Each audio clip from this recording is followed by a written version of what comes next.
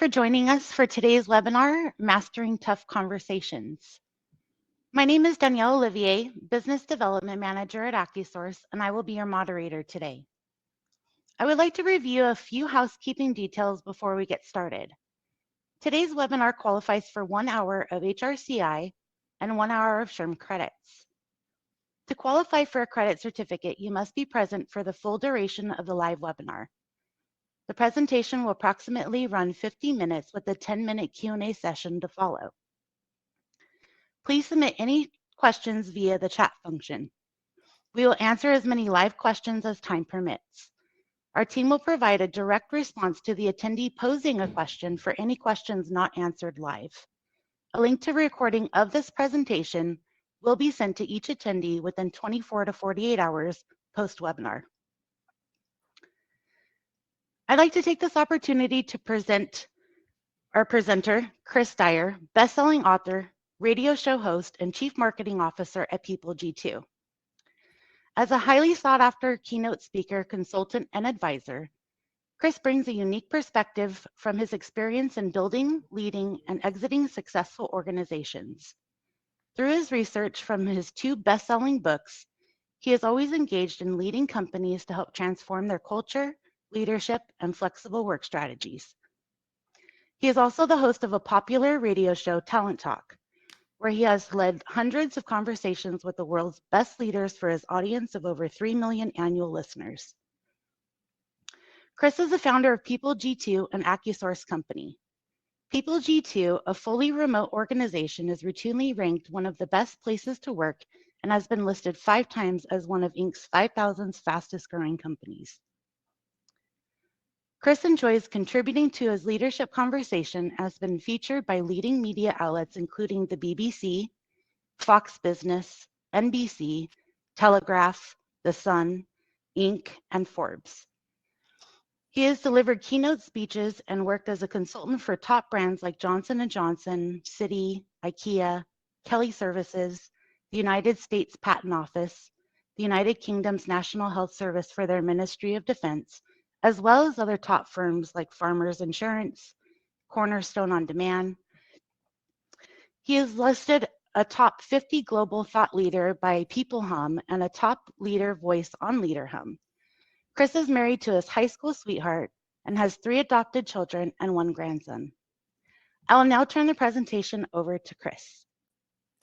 Thank you so much, Danielle, and I am excited for today's webinar. In fact, we had a record number of signups today. So obviously, mastering tough conversations is something that we all need to talk about. We all need some help with, and I hope that some of the strategies and some of the things that we've developed and that we've really figured out from some of the top leaders, some of the best books, some of the best psychologists and therapists and all the amazing people that I've been able to meet in my life over my career have really helped me figure out some of these things, and they have been tried and tested over and over and over again, and I'm just thrilled to be able to give you some of those strategies today.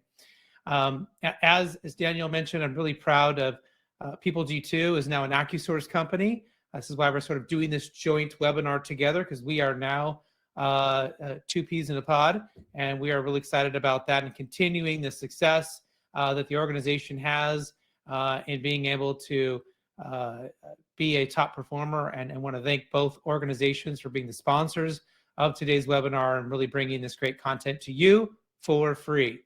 As we said, we will send out a copy of this and certainly a copy of the deck as well if you're interested. Now, the first thing I want to do to kind of get us going is a little pop quiz, and I would love for you all, if you could find that chat button over inside of this little system here. Love to see what you think. If the man in yellow is talking to the man in red, who is responsible for the meaning of what is being said? So who is responsible for what the man in yellow is saying? Whatever the meaning is of whatever he's saying, who do you think is responsible? Who does that sort of rely on? Where does that responsibility lie? I don't know if you guys have found the chat yet, or if I haven't found it. But certainly, if while you're in there, I'd love for you to say if you think it's yellow or if you think it's red, and to know what you think. And the answer may surprise you. The answer is actually the man in red, because the man in yellow, when he's talking, the person listening is the one who is interpreting what is being said, possibly placing biases and preconceived notions and cognitive biases on top of whatever's going on. So if you are the one listening, it is actually your job, it is your responsibility to understand the meaning of whatever is being said. That's a pretty big responsibility, and maybe a little surprising.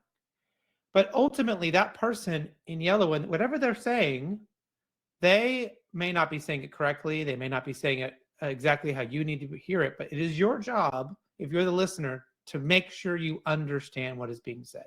You are responsible for the meaning of another person talking. And that, the first time I heard that, I said, that's malarkey. That's just ridiculous. But the more I thought about it, the more I began to practice it, I realized it was true. And when I went back to whoever I was talking to make sure I really understood what they were saying, and I really could paraphrase it back to them, I could summarize it back to them, and if I got it right, that often eliminated so many problems and so many difficult conversations going forward. So we're going to really phrase today's webinar of tough conversations around difficult people. I find that most difficult conversations and tough conversations have a person in our lives or a person in this situation that we maybe find difficult.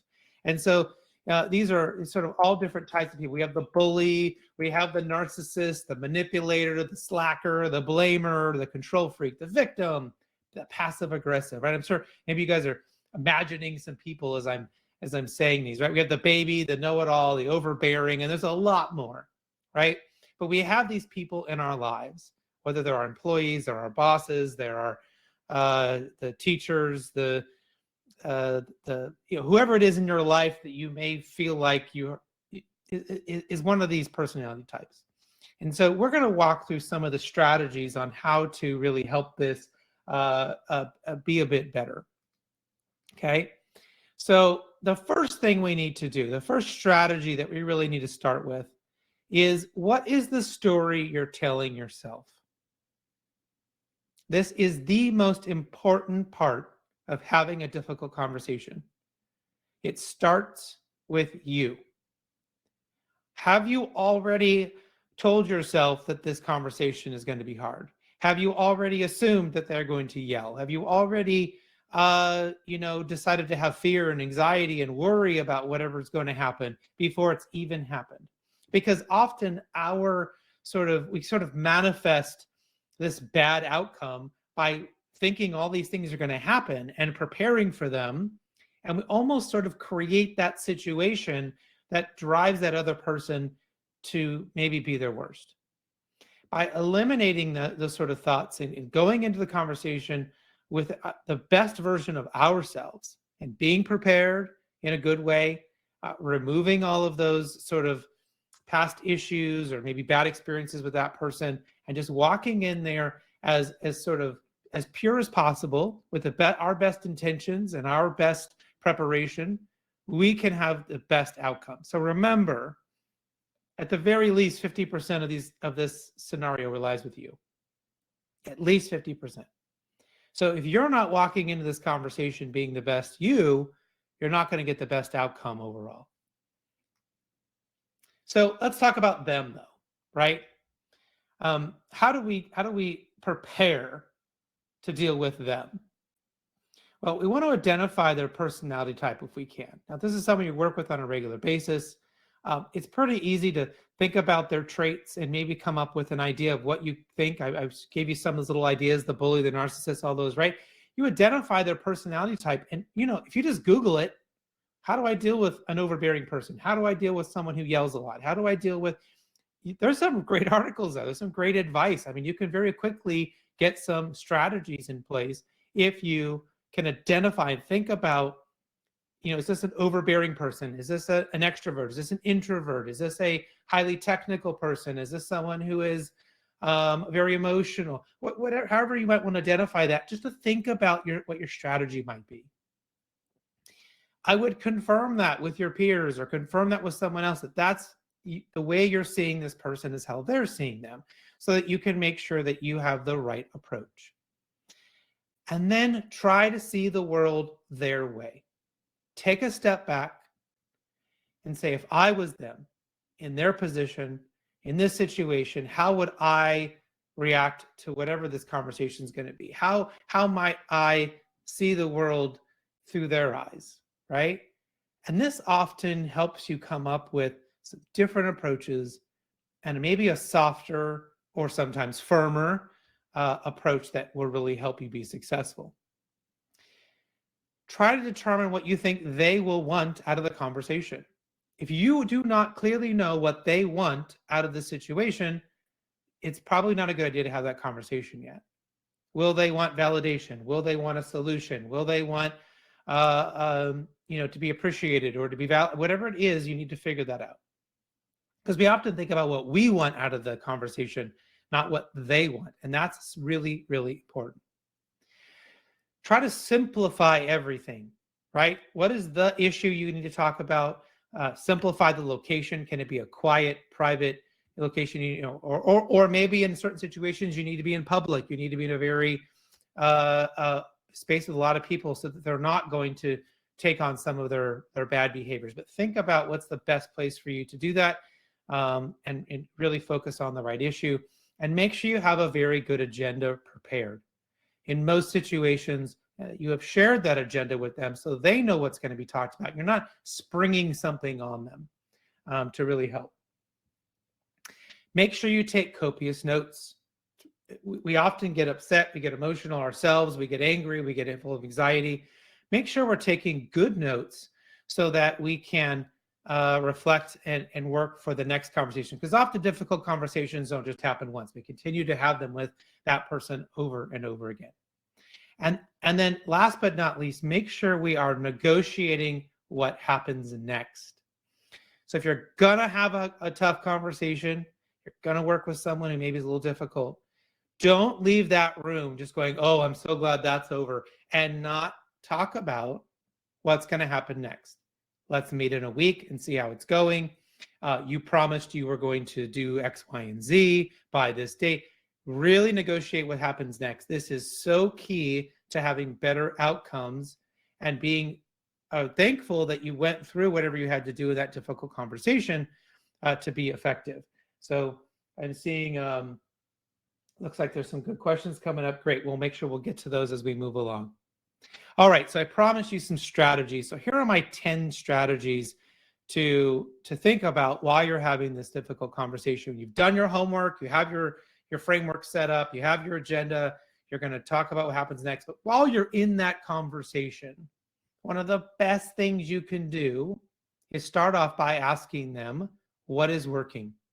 What is good? I have met with difficult clients who maybe were upset that something didn't happen or they had wanted a different outcome. And before we get to that, I'll always ask them, hey, I know we need to talk about this difficult thing, but can you, just so we understand, what's working right now? What's good about our relationship? What's good about the product that or the solution we're providing you?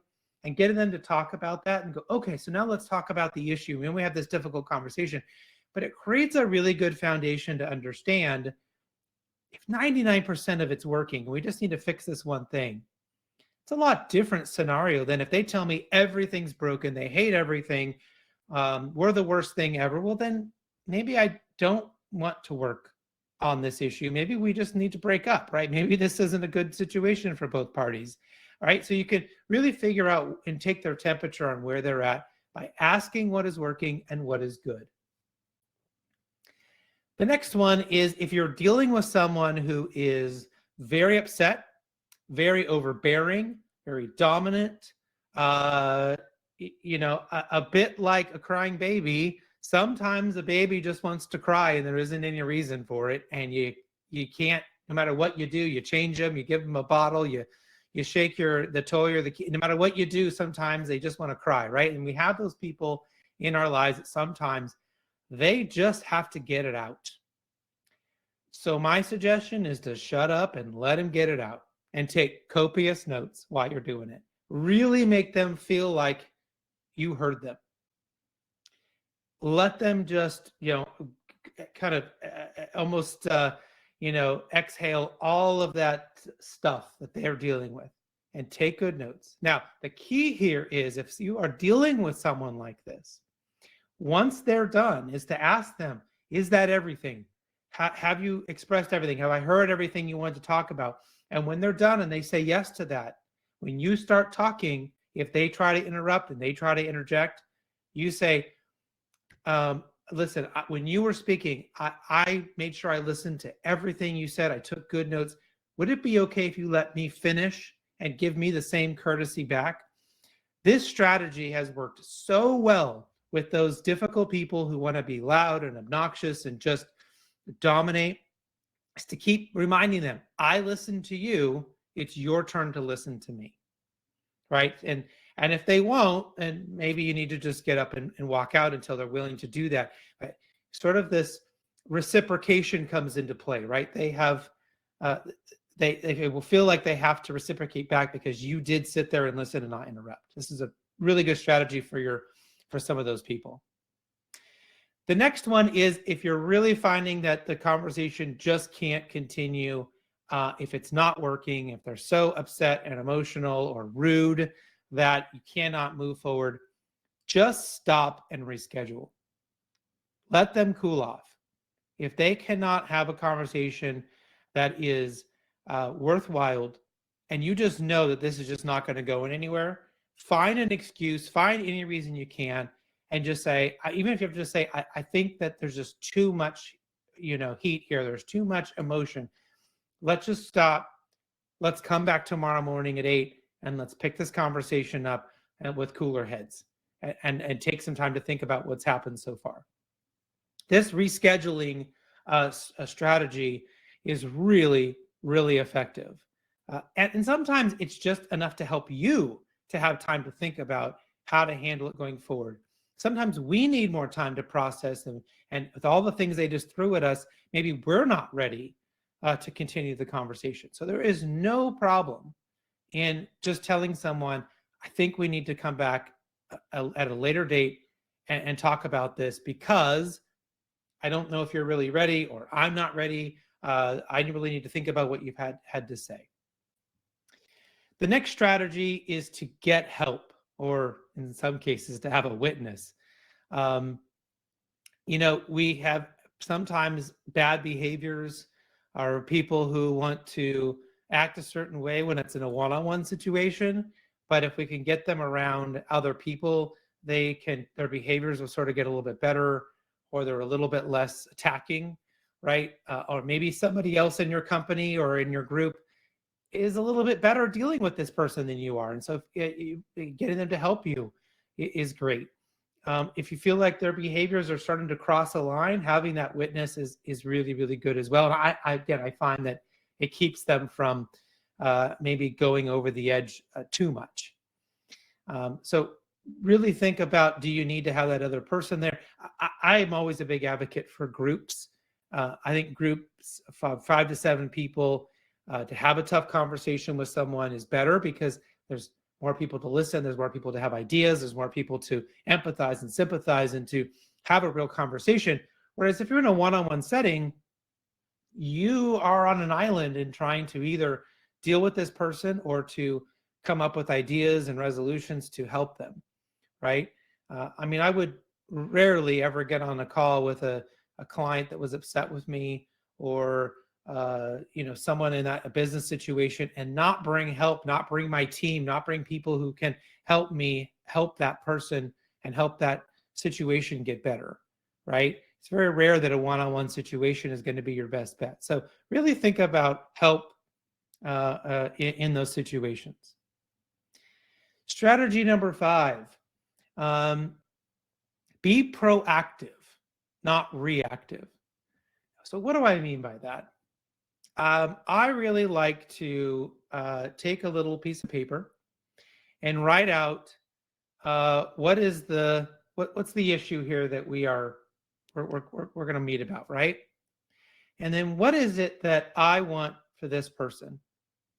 What is it in their best interest? What is it I want for them? So let's just say I have an employee that is, being rude in meetings to somebody, and I want to deal with this. So maybe what I want for them is to be able to exist on this team in a positive manner. What is it I want in terms of them, right? What I don't want is to say in my terms. I want that person to stop being a jerk to that other person. That's what I want. What I want is for them to be able to feel safe and to feel like they can have a great experience with their team. Sort of rephrasing it in their words, right? What are the problems that we're dealing with? And then what are some of the outcomes? So think about structuring and creating that environment, and then I often will write out a few questions or a few statements. This is a really difficult conversation. I might guess at some of the things I think they might ask or they might say.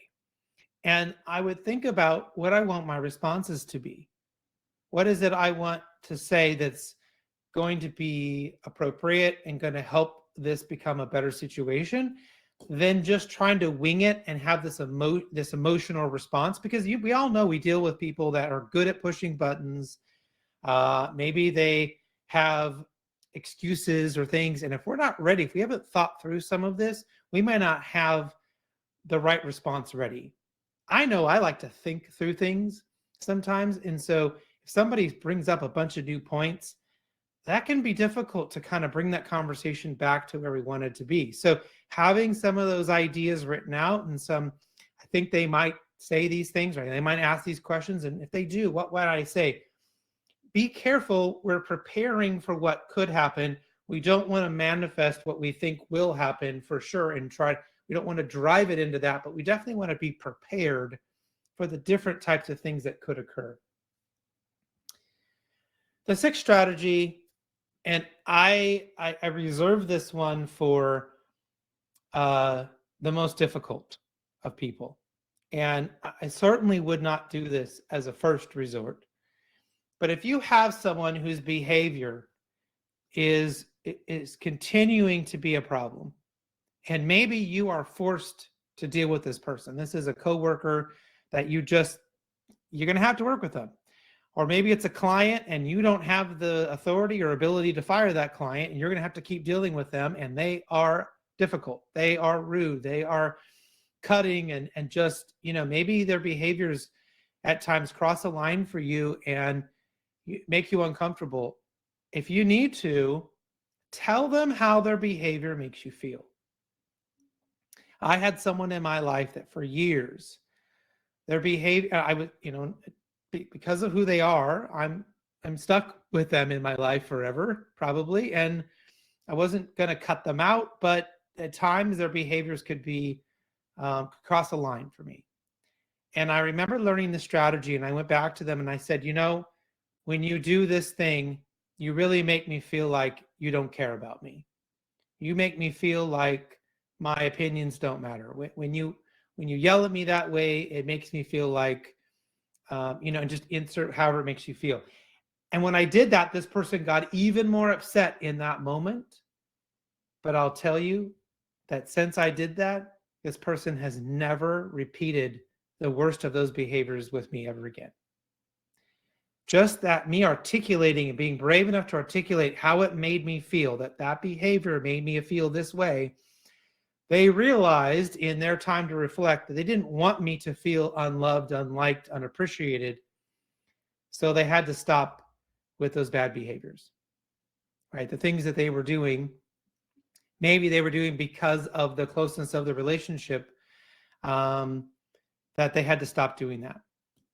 So again, not a strategy you're going to throw out in the first bad conversation, but certainly, I have said this to difficult clients before, hey, when you talk to my staff that way, it makes me feel like you don't value our relationship. It makes me feel like you don't want to continue to be a client of ours, right? Or If you're going to raise your voice at me that way, just figure out your own language and how you're going to do that. But if you can articulate that, it is a very effective way to get them to begin to think about changing their behavior.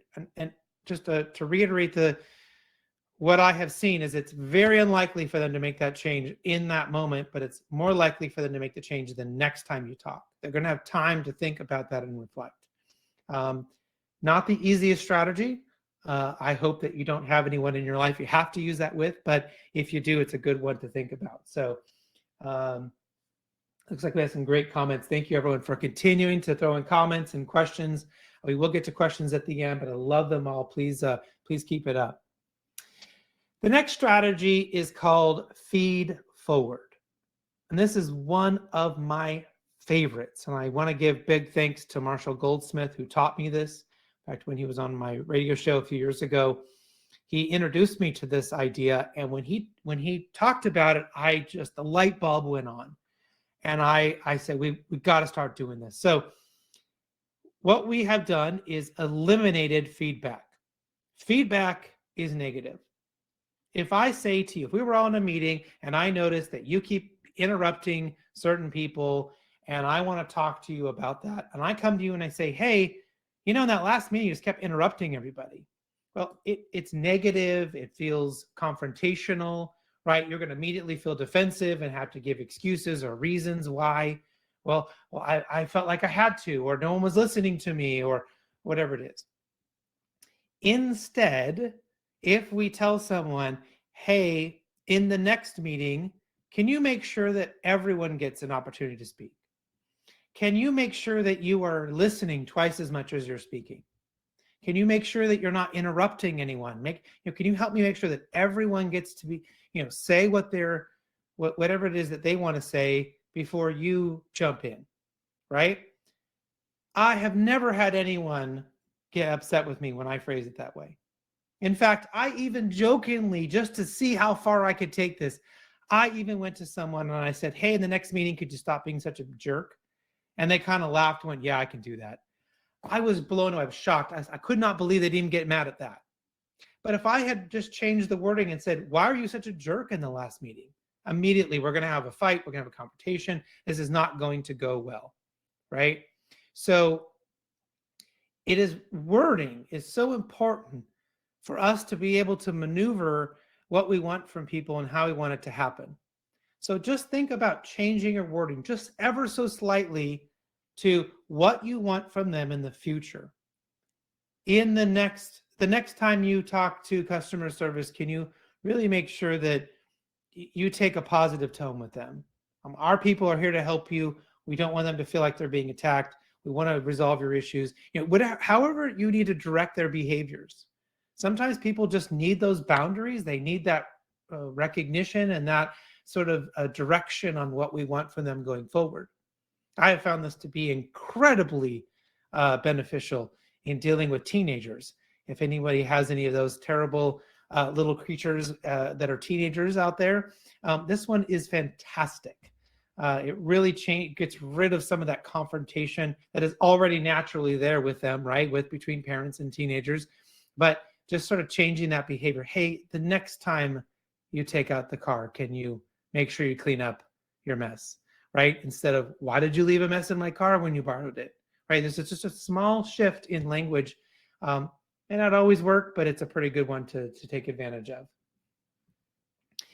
The next strategy, and then we're going to get down to 10 strategies, and then we're going to get to your questions. I want to really hear about some of the things you're dealing with, and we can talk through and see if we can find some solutions for you as well.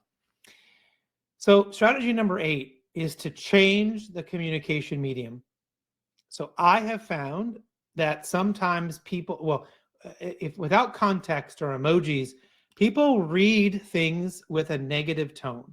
So they assume the negative if they're reading an email or reading a chat or Slack or Teams or whatever it is. If they don't understand the context, they will assume that it's negative, right? So if we're finding that we're having a problem, the communication's off with someone, if you've been sending it all in written form, switch to a phone call, get them on the line, right? Call them up, get them on a video call, whatever it is, right?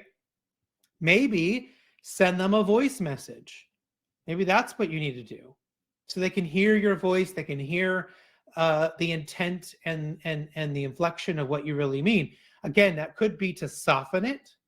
That could be to make it more firmer. Maybe they really need to know that this is a boundary and they can't cross. Maybe they're not picking up on the seriousness of what you're trying to communicate. So, or maybe when you're talking to them and they're not getting it, maybe you just need to send it to them an email. Maybe you need to document or to put it in some other written form. Different people react to things in different ways, and sometimes they need to hear it, to see it, to read it in multiple channels to really get it. So if you find that someone is a challenge for you, or you're not getting good outcomes from them, change the medium. It can make all the difference in the world. And it shouldn't be that way, right? We think, if I tell someone something, shouldn't matter if I talk to them or I call them or I send a voice chat or I email them or I text them. It shouldn't matter, but it does. And so if we want to be effective, if we want a better outcome, we've got to take on that responsibility ourselves and to go back and try something different if what we're doing isn't working and we're not getting that outcome that we want. This is really important.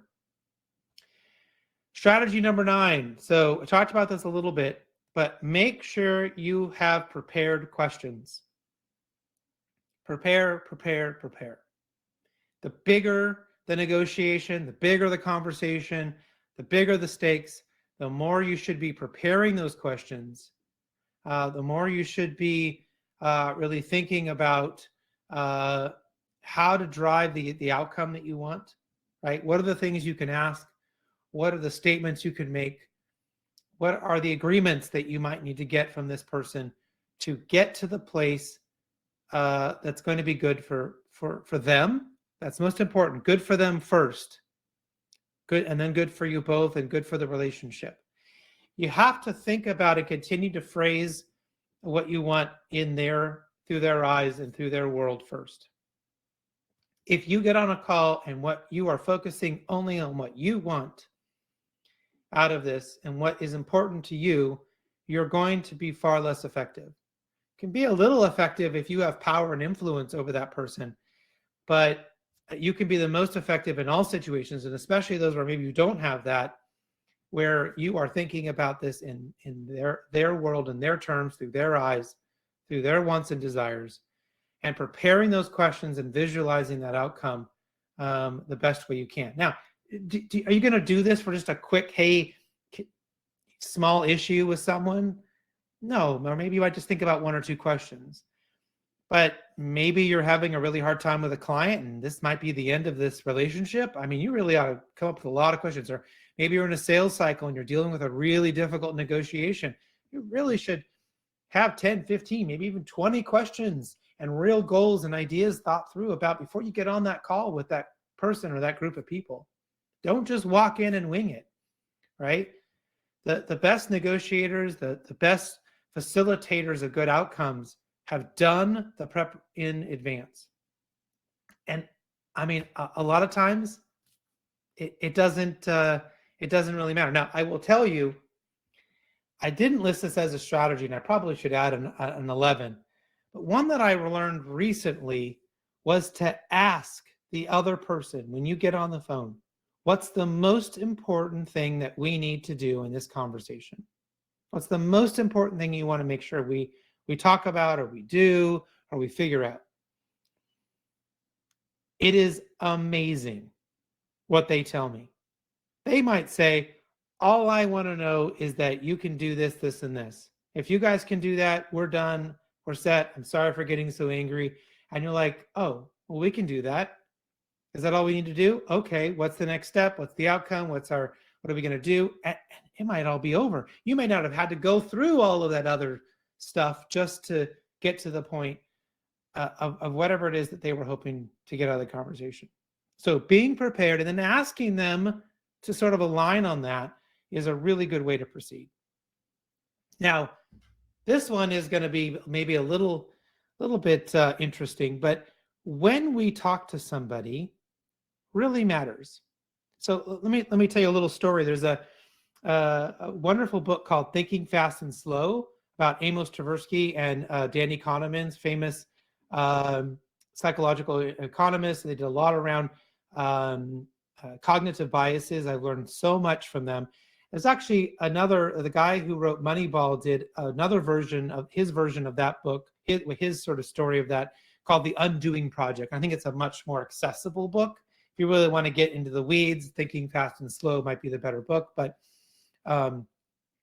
either book, they tell the same story, which is they went back and studied parole judges in Israel. And they tried to figure out what sort of things were going on, or what could they predict why judges might say yes to parole for some people and no for others. What was going on? What would cause them to say yes or no?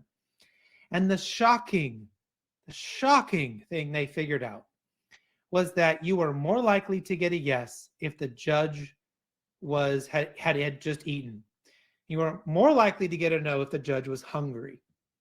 So the closer you got to lunch, the more likely you would get a no. In fact, like the case heard right before lunch almost always got a no. The case when they first started in the morning, or the case right after lunch, almost always got a yes. So people, if they're hungry, part of their brain is subconsciously thinking about when and how and where they're going to get their next meal. And so they're sort of lost their capacity, part of their capacity, to think about whatever it is you want to talk to them about. This is why when we take a new possible client out for a meal, we often get the deal done and the contract signed. It's because they've been fed and they have the mental capacity now to really think about the deal that's in front of them. So don't schedule an important call, a difficult conversation right before lunch for them, right? They may be in a different time zone. Schedule it right after lunch, right? Or at a time when they're not going to be hungry. Maybe you need to, if it's really going to be a tough one, maybe you need to send them a donut and a coffee on, DoorDash or something. So they got some food in their mouth when you're going to have this difficult conversation. But if they're hungry, it will impact their mood and their ability to have a reasonable conversation. I'm sure we've all seen that, the funny Snickers commercials where, somebody's like they're Danny DeVito, there was somebody else being really grumpy and they say, hey, have a Snickers. That's actually comes from this research, that if you're hungry, you're going to be a little grouchy. You're going to be a little bit less likely to say yes and a little less likely to be open to having a real conversation. So really think about when you're going to do this. Now, if you're going to meet with them in person, it's also important to make sure that the temperature is appropriate. If it's too hot or too cold, the same thing will happen. Subconsciously, they are thinking about how they can get warmer or colder, and part of their brain power is being sucked away from the conversation because they are thinking about their body temperature and the uncomfortableness of being hot or cold. This comes from the same research as well. So thinking about how to do that, again, the name of the book, Thinking Fast and Slow, or the other one, which I think is a better one to start with, is The Undoing Project. All right, so now that we have the 10 strategies, before we get to questions, what are some of the other things that we need to think about? Sometimes you just need to fold your cards. Sometimes there isn't a solution, right? There isn't a good outcome, okay? So some people should just be removed, right? We have bad employees, we have bad clients, we have bad people in our lives. Sometimes nothing we do, no preparation, no strategy, right? No negotiations will change the fact that their behaviors are not appropriate, or they're demonstrating to us that they're not going to change. And if that is the case, we need to get rid of them. We need to remove them or remove ourselves from that situation. Okay? We do not have to put up with certain behaviors or things that are inappropriate to a point that it is causing us, right, to be in a bad situation. Now, hey, that doesn't mean we don't have to deal with anybody who's difficult. That's not what I'm saying. But we all know there is a line, and if that person is continually going over that line and these strategies are not working, Sometimes they just need to be removed, or we need to be removed from their lives.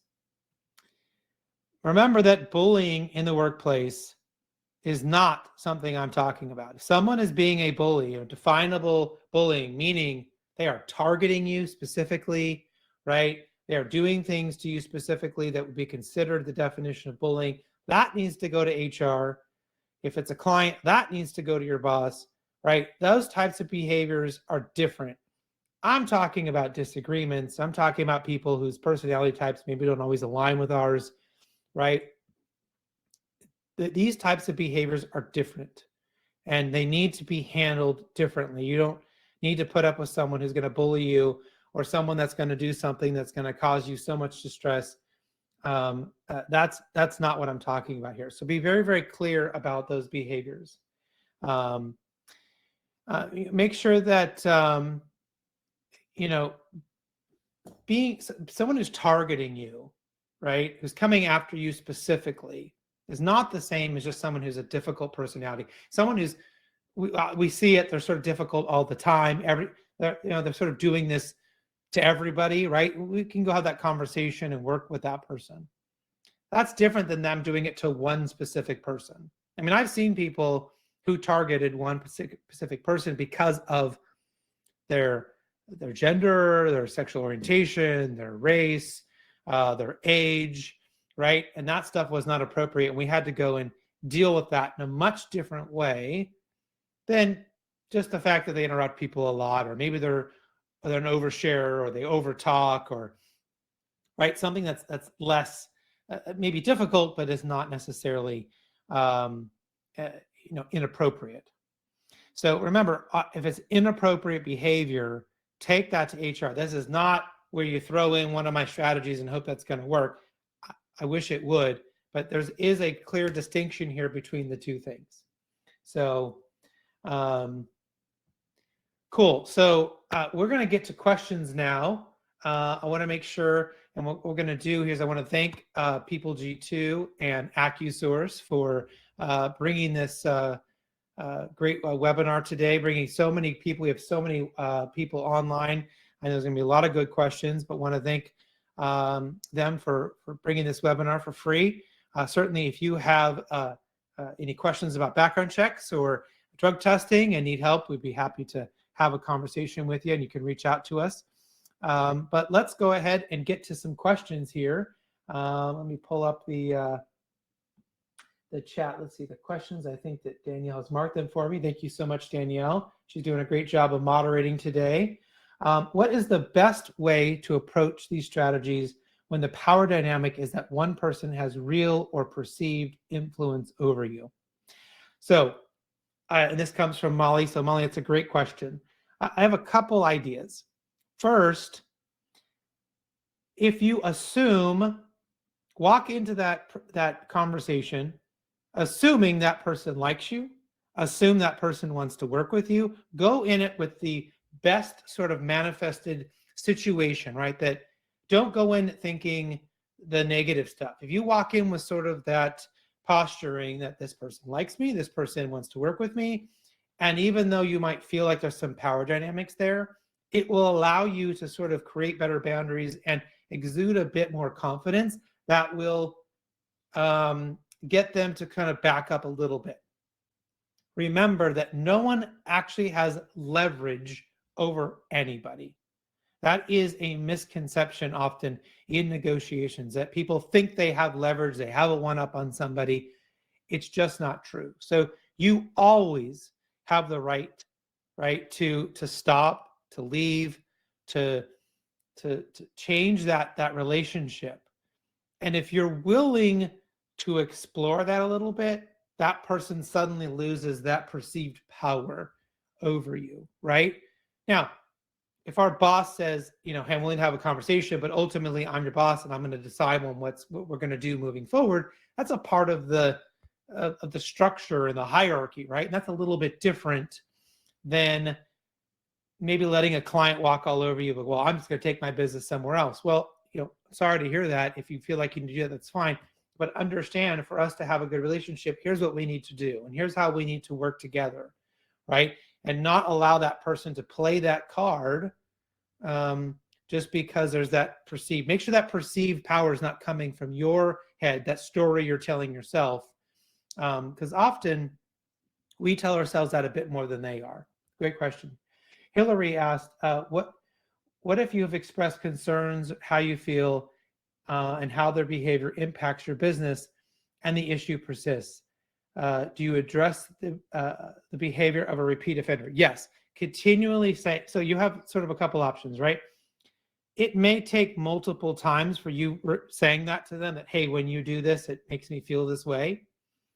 Remember, though, if someone continues to do that, you may have to ask for help, depending upon where you are in the organization or where you are in that relationship.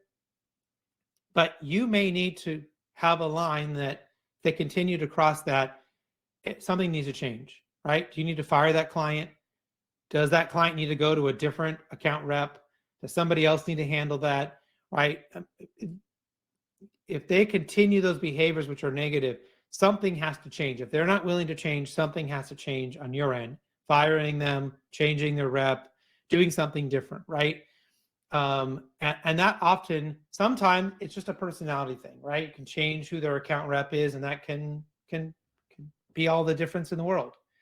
I've seen people that just seem to be respond better to women or respond better to men, and even though that's maybe should not be that way, just making that change sometimes is solve the problem, right? We were able to retain the client. So if they're not sort of doing that for you appropriately, continue, think about how to change that. The next question was from Hillary, regarding the rescheduling strategy, isn't there a possibility that would make the other person more upset? What would you do in that case? Absolutely, it could, right? But if you don't feel like you can have a good outcome in that situation, if you feel like things have gotten so emotionally charged, you have every right to say, I'm done in this moment. I'm happy to come back later today, tomorrow morning. You have every right to stop. So don't let them take that power from you, right? If you don't feel right about the conversation, if you feel like they've thrown in a bunch of new things that you're not prepared to talk about, you have every right to say, I really need a little bit of time to think about this. I really feel like this conversation's gotten derailed and we're now in kind of a bad spot. I need us to take a break, and we need to come back on the time. And they can get upset, but you have every right to control that part of it. You are 50% of that conversation, and to pull out and come back later. So that's on. You cannot control how they're going to react, but you can control your ability to manage that situation more appropriately. Great question. Elise asked, how to handle criers in conversations during constructive feedback. So that's an interesting one. I guess it depends on why they're crying. So if they're crying just because they're having a difficult time, anytime they get in that situation where it's difficult and they just kind of get emotional, maybe just slowing down, maybe just giving them a moment to get caught up. Sometimes it just needs to be ignored. Maybe that's just sort of something they can't control, but they're still willing to have the conversation. I think if they're crying because they feel attacked or they feel like it's not that they know that they've made a mistake and maybe they're a little upset, but maybe they feel like they're being attacked. Maybe you need to back up and kind of reset that. And of course, maybe you need to reschedule. So it does depend on why they're crying, I think, and figure that out. Or is the crying some part of a manipulation to make you feel like you can't continue to address the issue? I mean, you have to kind of weed through that a little bit and decide on what you think is best. Is it back up? Is it pause? Is it slow down? Is it ignore and just keep going because it's not sincere? So you have to think about that. Looks like Leslie asked, are the strategies the same when someone continuously makes poor decisions? They don't necessarily have bad behavior, but they do dumb stuff over and over and refuse your help. So a little bit different, right? So the difficult conversation is, hey, dealing with the issue that they're having, right? That's a difficult conversation. So I do a whole nother webinar on dealing with mistakes versus errors. So if they're making errors where they're continually messing up when they shouldn't be, they have the resources, they have the training, they have the knowledge, and they're making the mistake because they're not managing their time, because they're careless. Those are things that shouldn't be, accepted. They should not be tolerated. And so we need to remove those people or figure out a way to create an environment where they understand that's not okay. And if they're going to continue to do that, they're not going to be here anymore, right? We have to create those boundaries for those people. That's different than if they make a mistake because they didn't have the resources, they didn't have the knowledge. Then we want to help them learn in those situations, right? Is it a learning opportunity, or is this they're just, to your point, being a dumb person, right? That kind of stuff we don't need to tolerate. When is it a good idea? This question comes from Andrew. These are fantastic questions, everyone. Thank you so much. Keep them coming. We got some more time here so we can keep going.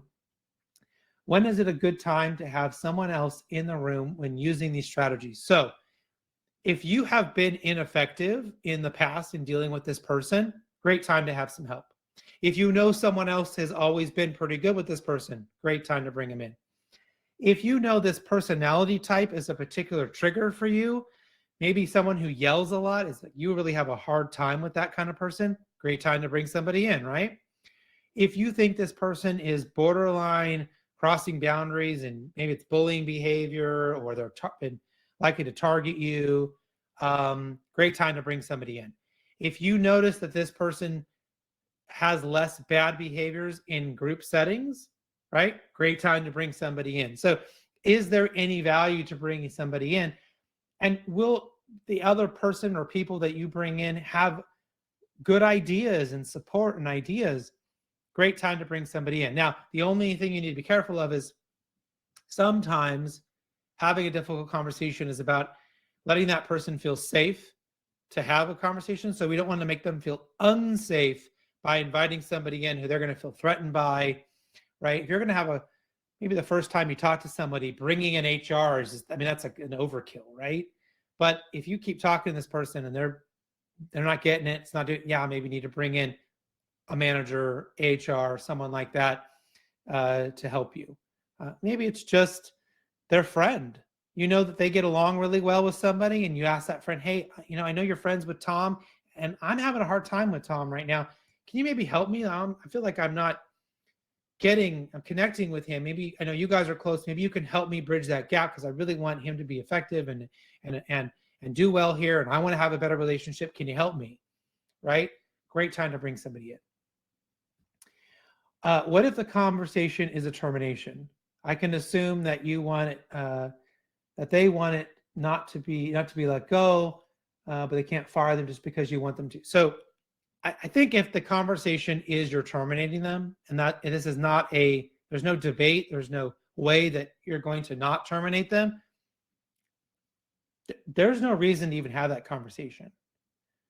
I mentioned Moneyball earlier, and I think it's just on my mind, but if you saw that movie, you might remember the scene with Jonah Hill where Brad Pitt teaches Jonah Hill how to tell the baseball player who's been traded. He says, you walk in, you tell them, hey, you've been traded, go talk to so-and-so.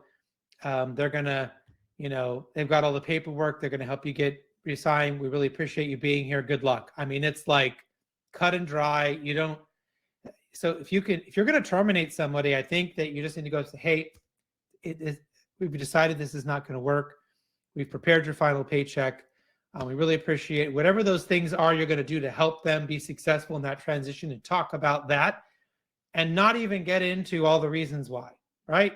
If it's already done, there's absolutely no reason to have an argument with them. I mean, just to say, listen, we've already made the decision, you're terminated. I understand that you're upset. I understand that you have your own opinion about it, but it's not going to change the outcome. There's no reason for us to have an argument. You are terminated, right? And move. What does the future look like? How are we going to help you? What is that, references or job transition or severance or whatever those things are, to talk about those things and make it short and sweet. I think the longer, more sort of drawn out that is, the worse it's going to be. What about documentation? So Andrew asked about documentation. I assume that any difficult conversation requires clear documentation afterwards. Do you agree? And how should that be archived? So it does depend. I like taking good notes, and I like preparing and having that as part of documentation. If this is not an HR issue, quote unquote, right? That's just for my own edification and my own sort of being able to keep track of things. So I don't think that necessarily needs a formal thing. Now, if I was dealing with a difficult client, I would definitely put a summary of what the issue was and what happened and what the outcomes were and who attended inside of the CRM, right? So we could keep track of that, and then we could certainly see that. If this is an employee and this is kind of like an issue where you want to document that process, I think you definitely want to maybe send back a summary to them and copy someone in HR, or maybe you want to create a summary and have that put in their file based on whatever is appropriate for your company. But there's a difference between having a conversation just because, hey, something happened and we know we want to change behaviors and we want a better outcome next time, then I feel like this is something that needs to be documented because this is a performance related thing for their job, right? So be careful about which situation that really is. Sometimes we want to have a conversation with someone and they feel like this is going to be documented. They're not going to be willing to open up and really talk to you in a way that's going to help you resolve that issue forever, right? But if clearly somebody keeps, I've seen in companies I've consulted with where one particular guy consistently interrupted and talked down to every woman that was in the meetings he was in, right? That kind of issue we had to talk about, but we had to document, and we knew if the behaviors didn't change, it was going to be a part of a longer process that could lead to termination.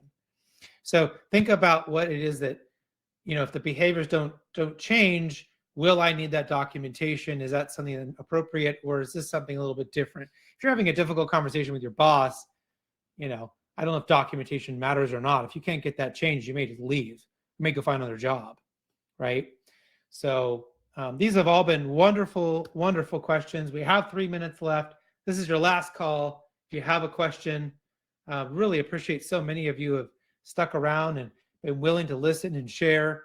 This is certainly a topic that I love talking about. We've done as a keynote many, many times. So I guess Danielle will bring you back up to do the final business here.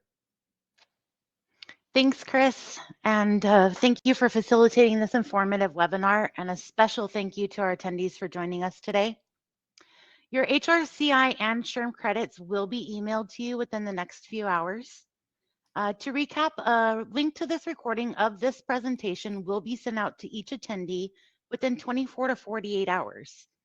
Also, please feel free to visit the resource section of our website, where you can find our full webinar library, as well as any valuable compliance and educational resources. If you have any additional questions, please feel free to contact us at marketing@accusource-online.com. On behalf of People G2 and the AccuSource team, we wish you all an enjoyable day.